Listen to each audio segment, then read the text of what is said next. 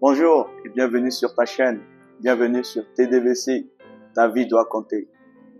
Savez-vous que 99% des personnes sur cette terre n'arrivent pas à accomplir leur destinée? Bon, j'exagère peut-être.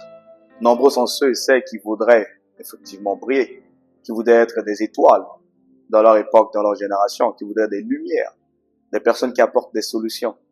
Malheureusement, nombreux sont ceux qui n'y arriveront pas. Savez-vous pourquoi? Aujourd'hui, nous allons apprendre à reconnaître ce qui nous empêche d'être des lumières. L'âme, c'est de là que vient le problème.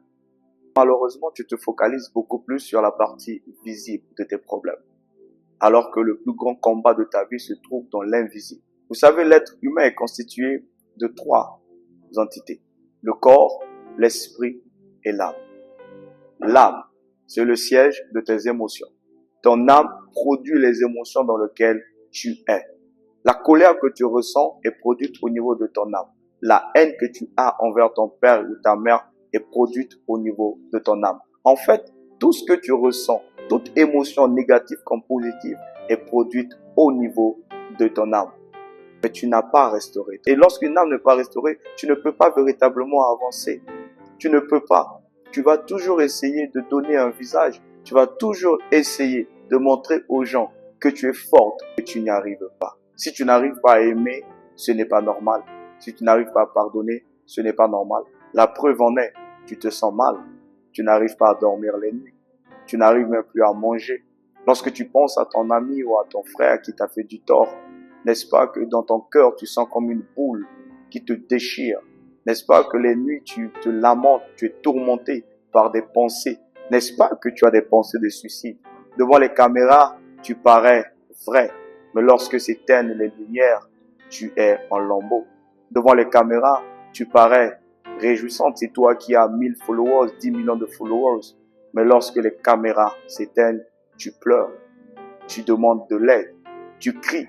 Mais tu es dans une société où personne ne t'entend. Parce que chacun de nous porte un masque. Lorsque je vois mon frère et ma sœur, je te demande comment vas-tu. Ta première réponse, ce n'est pas de me dire que je vais mal. Mais ta première réponse, c'est de cacher tes blessures. C'est de cacher tes douleurs. C'est de cacher tes peines. Nombreux sont ceux qui pensent que le fait de ne pas aimer les autres, de détester, d'haïr, est totalement normal. Et c'est ce que la société veut nous apprendre. Mais je peux vous dire une chose. Le monde est en train d'aller dans sa décadence. Et nous pouvons le voir.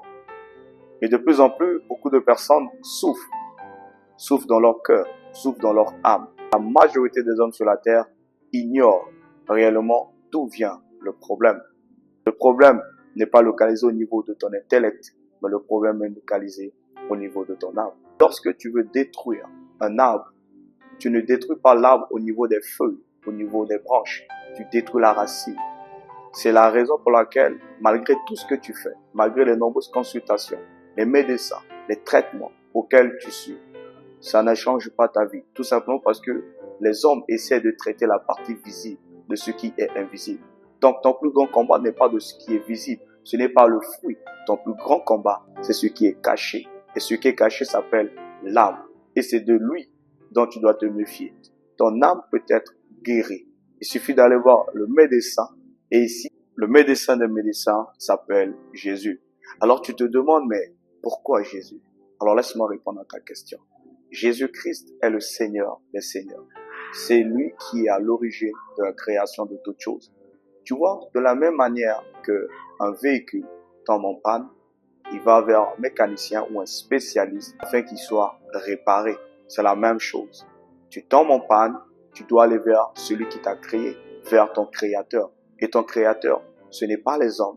Ton créateur n'est pas une religion. Ton créateur s'appelle Jésus-Christ. Celui qui a donné sa vie pour que toi et moi, aujourd'hui, nous puissions être totalement restaurés.